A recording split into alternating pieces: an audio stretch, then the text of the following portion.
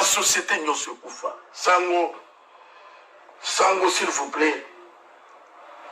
Sango, chebe ya sawapi.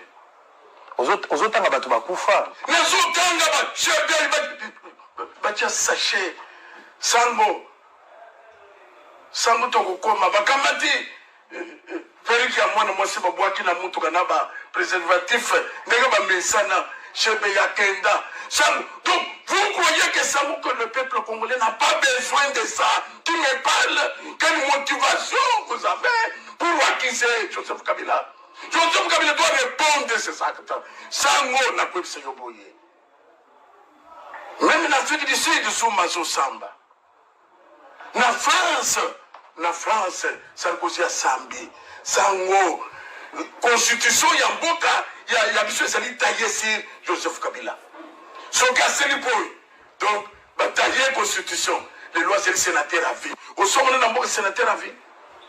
Tout ça, quand on a couvert un individu. C'est ça pour la zone malobanaza mambebela koloba. Sango Makaboula.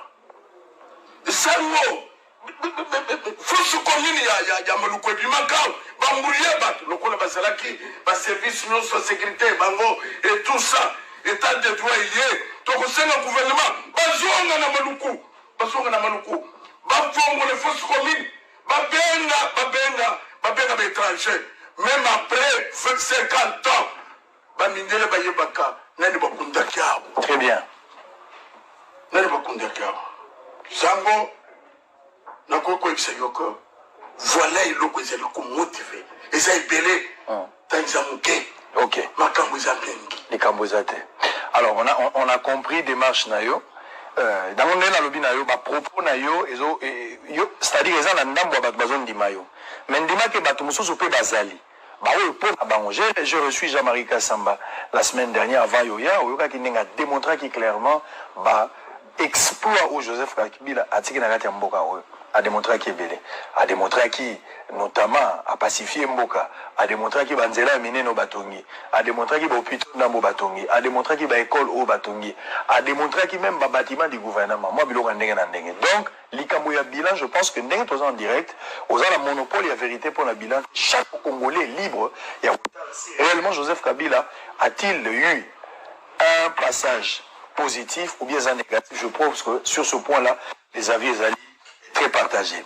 Alors, on a eu au point moko, parce que tant on a eu qui Zoloba, on a dire à un certain moment, dans la nuit, on a placé le lobby, on a dit que prisonnier vivant, selon you. Bozo condamné, Joseph Kabila il y avait la justice qui arrêtait les gens. Même Lelo, Félix Moutazo Kangabatouté, président de la République, mais Moutazo Kangabatou est allé justice. Ceux qui ont été en prison, ça n'a rien à voir avec le président de la République. Ceux qui ont été ensemble dans l'État, l'homme a bini, ceux qui ont été en Bakangi, pourquoi il y a une arrestation et un bateau? Où il y a samba la justice, condamné la justice. Il y a un dossier politique, d'autant plus que la justice existe, même traçabilité, le dossier Zali. Est-ce que démarche non fondée, Babazouana aux OPS? Sango, merci. Vous avez un bateau, Bakanga, ou vous avez un dossier politique? Sango, merci. Mais là, pour répondre au boy. Joseph Kabila, il est tout. Il est la justice, l'armée, la police, commerçant, homme d'affaires, trafiquant. Les nations, le Chapo. C'est parce que le Chapo contrôlait la Colombie. Donc, justice est à Mouane. Et c'est là qui taillait sur Joseph Kabila. Salabo Ilobi. Nous avons pris exemple. Jomi Tongala a sali à peu près 6 ans. Une histoire montée. Jeune. Jusqu'à présent, mari de nuit. Un violent mari de nuit ou... En fait, au niveau de madame, c'est une femme de nuit. Nous avons besoin maintenant, il y a besoin de ce quoi. L'état du droit y est. Sango. Coutinho Fernando. Coutinho Tangaye déjà. C'est pour cela que nous avons c'est ça leur méthode. Nasa kwa biso yo Frank Jongo parfois c'est quoi Zolanda ngai. Nini motiva qui a contre la prison. Bakuti bilo kwa basoda. Babete basoda. Bakuti elo kwa basoda ezala ki. C'est toujours ça. Frank Jongo a côté présenté. Na kwa biso yo Moïse Katumbi. Parfois na moment yo pa Zolanda ngai. C'est maintenant ba mercenaire américain babima. C'est maintenant d'accord, il va s'accrocher. Na stupi. Depuis Moïse Katumbi a songi. Procès ici. Mercenaire américain basate. Mandat international ici. Sango. Witi Mulongo.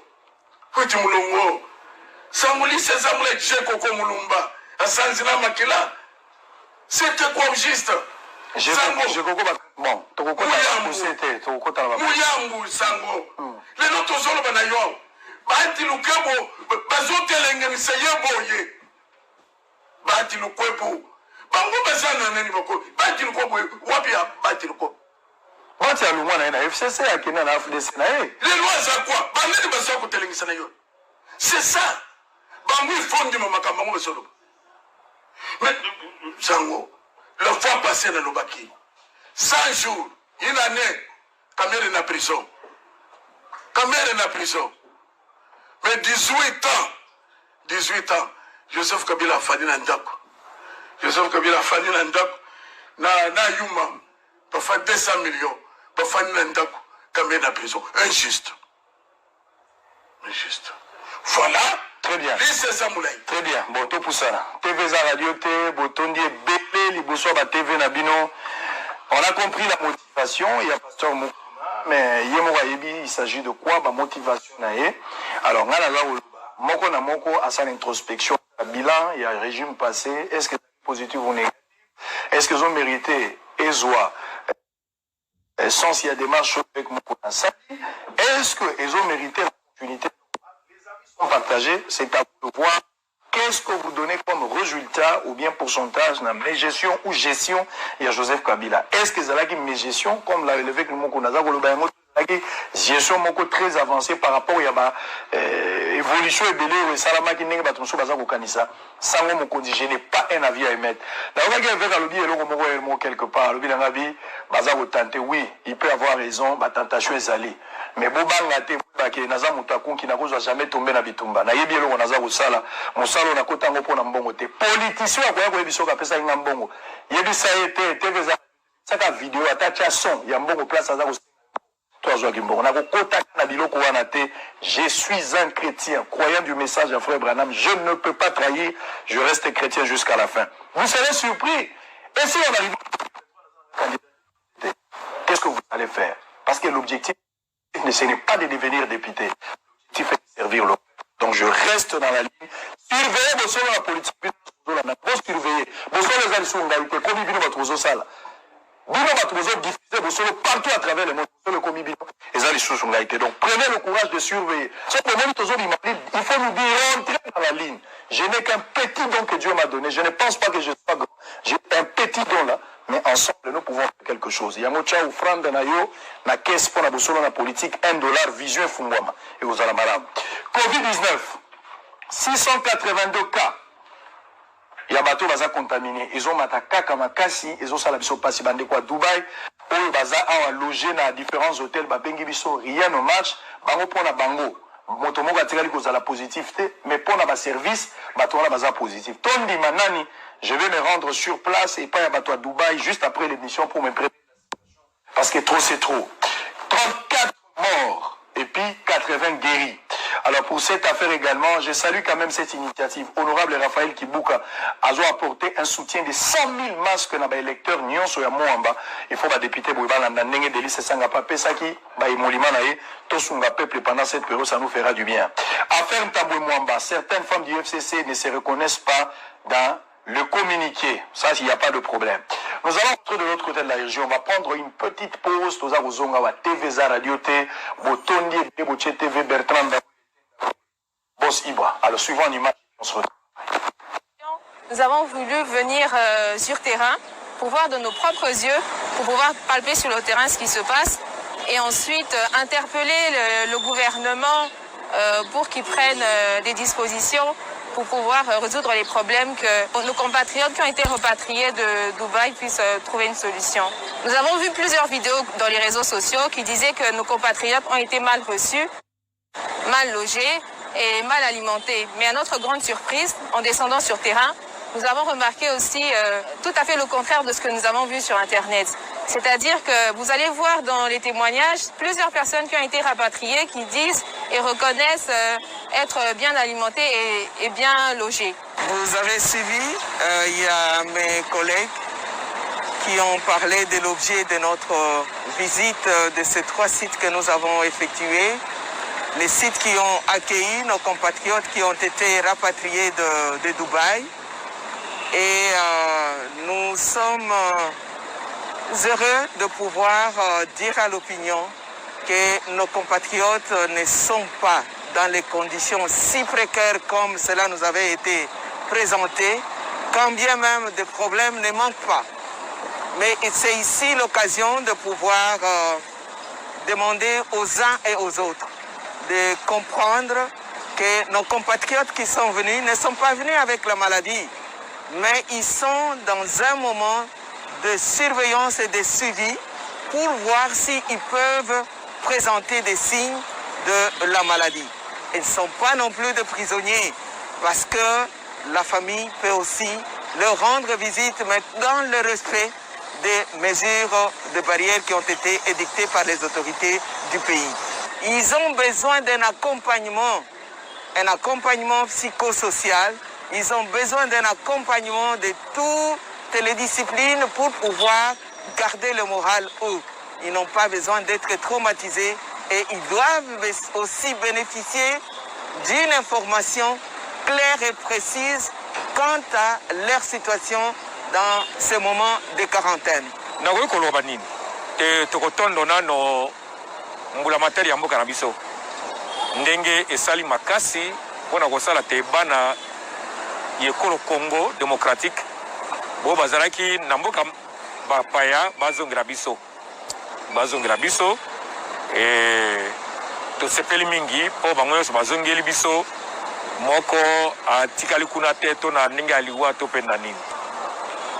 Alors kozonga yango mpe ezalaki oka ya mwa mbala kaka nyonso ezali nano kolonga totalement te, mais tozomona bokasi boza kosalema epai ya bakonzi ya leta na baye baza koyamba bango mpo te bandeko na biso bazala na mwa efandeli moko ya kitoko. Très bien, merci. Alors, boza ebele, boza kolanda biso, toza kokoba. Merci. Émission ya boezala na note. Nyonso wana ezali po bino boza kokota likambo wana. Toza diffusé na plusieurs chaînes de télévision, plusieurs rediffusions. Tingi télévision 22h bolanda bosolo na politique.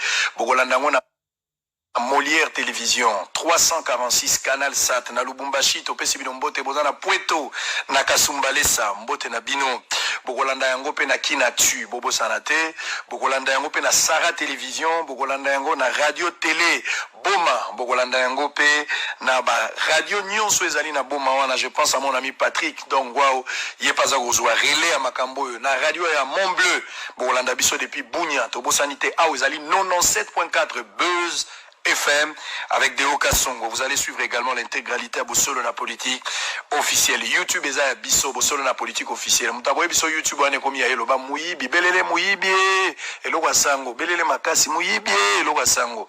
Bosolo na politique eza biso mutakoboto la yango te tina suka. Alors très bien, on va évoluer, on va prendre dossier vidéo. Na yebike na minute oyo bugangi na ndako. Tombola maboko place aux ali yo place aux anandako. Toyemba plus blanc que la neige parce que awa tokobik ça effecté. Tombola maboko nanda ku tombola. Trésor Kalafai, demandez aux auditeurs ba tombola maboko. Blanc, plus blanc que neige. Blanc, plus blanc que neige. Lavé dans le sang de l'agneau. Je serai plus blanc que la neige. Mbongo ya FCC na kozwate ya cash na kozwate ya INC na kozwate mbongo ya MLC na kozwate mbongo ya Lamuka na kozwate mbongo ya ensemble ya Moïse Katumbi na kozwate. Carlos Kalala chante avec moi, on va terminer le couplet. Boum, crash, on y va. Blanc, plus blanc que neige. Blanc, plus blanc que neige. Lavé dans le sang de l'agneau. Je serai plus blanc que la neige. Bon, on a resimbaté, Pasteur Barouti. Pasteur Acheté Lusanga.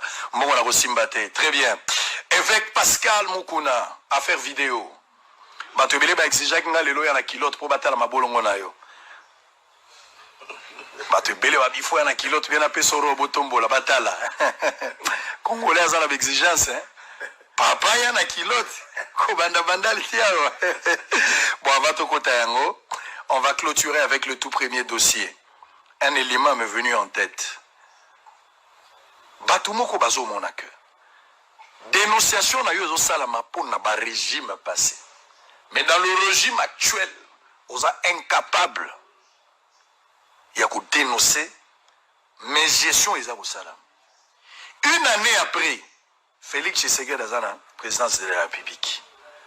Tout ce qu'on fait du travail. Est-ce que les Congolais, une année après, enfin, nous avons reçu un bon président. Une année après, Ata Misala Ebele Salamité, mais Misala Miketo Moni, et puis les Congolais Misala. Est-ce que vous avez partagé à Viwan? Sango naza ko partager avis wana ata mukete. Pour quelle raison? Mutu moko akoyi bisanga ite que sous régime ya Félix Antoine Tshisekedi. Oyo Kabila za majoritaire na parlement. Oyo Kabila za majoritaire na Sénat. Oyo Kabila za majoritaire na gouvernement. Tous les gouverneurs yaye. L'Assemblée provinciale n'a pas beaucoup naïe. Tu me parles de quel gouvernement sango? Où est un gouvernement il y a coalition? Ceux qui sont 5 Kabila et Sali Bila, il y a Joseph Kabila na Félix. Et d'ailleurs, dans ce gouvernement, on tout au 5 Kabila, c'est Kabila. Kabila n'est pas parti. Sango tout ça là, tout le bobo sembo. On a conseillé le bilan, il y a Félix, c'était. Mon colonel Félix a côté Kaleye Moko na commande. C'est en ce moment-là, on a une question. Jusqu'à présent, FCC mec de pote banane. Nambo Kanine, président Lobilkam, président Assemblée Télémi. Président Lobilkam, président Sénat Télémi. Président Lobilkam, ministre Télémi. Et vous me demandez le bilan. Oyogaki makambata mwe mwamba. Mais c'est ça. D'ailleurs, on le bien le croit bien. C'est ça l'ingi vérité. Ngobila telemiao. Bande ngobila san asa FCC. Ngobila lui moyen laisser les héritiers bande ko. Basi bazui ba taxe c'était il y a 2020. 60 millions. 60 millions. Non, non, juste 60 millions. Il faut à l'isou à qui n'est pas Kimbuta. Est-ce que ça secret? C'est ça malicieux ce pays. C'est presque la même chose. La femme a demandé que le rapport. S'il vous plaît, Sango. Vous parlez de Bijou Goya. Pourquoi? Il a demandé que le rapport. Yambongo. Rapport Yambon. Qu'est-ce que champagne vient? Bilongo na bango ezaka kawana. Tosolo makamomboka, eza renaissance. Tosolo makamomboka, eza vidéo. Mais pour éclaircir les camps, moi, je sais le rapport Yambongo. Le bac était maman, n'a pas mis rapport. Le na kopesi vous sortez le cambo rapport tout cas pour soleil yango oh le bac n'a gagné comme le champagne et l'héros invité que est-ce que ça là ça le rapport ils ont yo calmement maman wewan voilà bazo nyoko le pour lui c'est ça c'est ngobila le makamoni baluke renyo to yokani boyokani mboka na bino bozo yiba bozo yokani biso bo mumbu na bino peuple ya zo souffrir mingi bakanga mina poto. Yo kan sika ba to poto ba ko ya wote ba ku fele na poto to mboke tikali ya groupe des individus ya monsieur Joseph Kabila na batu na ye pas question sango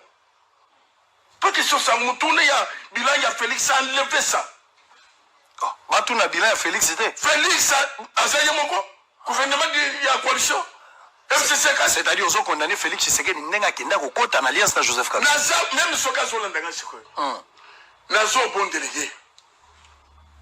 Kabila za mtu akusana ya alliance te. Talendeka bazo sala. Et après, atala na cité de Oya baelema ya mutwala basakuna depuis likambo ya coronavirus ye liweza ka kuna ngana kusenga batu nyonso sana bango ba passer na test à poison ba passer na test à poison. Donc c'est-à-dire que sango ezaka mutu akufi coronavirus mutu akufi coronavirus ayeba ko mutu azala te donc adeye mais mariage avec monsieur Kabila pas question sango na zolo belo ko si les sapoto ko ta faire vidéo ko zonga ngonga te bato bazozela tala na zolo muke pona armée Mobutu les accueilli atterri pas plus de 100 généraux. Il ne faut pas humilier notre armée. Mais la minute où tu allais, tu cites l'équipe. Ou au commandant général, sans fonction. Le lobby n'est pas comme il s'est levé sur l'armée. Le colonel a sauté en le makolo. Colonel a sanaka, afin de que Papa Boukilo. Colonel a sauté de Papa Boukilo. C'est quoi? De quoi il y a service nini? Zambé. Kabila a détruit même l'armée, même la police. Les autres sont le capitaine, major. N'attends mon bout de massacre à Valère, papa. Et après, l'armée doit nous éclairer. Si les sangs nous donner les si les sangs pour ta vidéo. Joseph Kabila a commis général l'âge de 25 ans. Entre 25 ans et 26 ans. Est-ce que tout cela a vraiment distrait? Ce que l'on voit, l'humanité, que c'est attends, moi, j'ai diplôme, 18 ans, 19 ans. Enfin, âge à en armée. Il y a beaucoup de pendant la armée. Si vous avez 18 ans, il faut à la majeure 18 ans. À partir de 18 ans, de côté. Ok, tout le monde à côté armée, il y a 18 ans. À quelle info, Nakalang, par exemple, ça fait 3 ans. Il faut abîmer sous-lieutenant. Au long de sous-lieutenant comme lieutenant. Au long de lieutenant, ou que ce qui est major. C'est après lieutenant major. Non, après lieutenant capitaine. Après capitaine major. Après major, lieutenant colonel. Voilà. Après lieutenant colonel, colonel full. Voilà. Après colonel full de général. Il y a sali échelonnement où il camp. Cet échelonnement, cette route, il y a comme dit, on doit nous donner des éclaircissements. Général. Très bien. Et après, Bamoswa ne yebanani. Où y a tangana bango, n'armée. Bamoswa babima. Où y a zakina bango sur le banc de l'école sango. Ça c'est quel pays? Évêque. Ce qui n'a tiki yo à faire la vidéo bah tu vas les a au qui m'a ngo. Na ici. Te to suksawana. Bana classe na biso nyonso ya kala na pesi bino mbote na ba auto tanga na bango siko. Ye pas pressé ba ya lobinga itika. Pardon. Tika nga na zo pesa. Tika nga na zo pesa bana classe na biso mbote ya kala. Na kopesa donc bagelore monganya bana classe na biso ya kala babili bilongo bagilin kusosa dans la Congo central ba voyager na télé de la Gombe parce que je suis commandant de la télé de la Gombe na pesi pe bande konyoso bazona na biso ba médecin ba professionnel de santé ba tunanga ya musala ya kala pamba te to évoluer na musala ba camarade journaliste pe na botel binote na pesi bino mbote Serge Kabongo ozana motema Zulu ozana motema Yves Bouya ozana motema naza kolinga bino mingi Edmond Izuba naza kolinga yo mingi na bosanité Thierry Landou mon ami personnel na pesi yo pembote. Très bien, alors on va évoluer, on va prendre Doudou Kibinda. To évoluer vidéo likambo ya vidéo évêque Pascal Mukuna question ezali claire oza mosali na nzambe talangai tikana na papier il y a un ciel à gagner. Il y a un enfer à éviter. L'eau la moko ezali oyo fo welela. L'ifero moko ezali fo boyango. Ko répondre te lokola politicien. Ko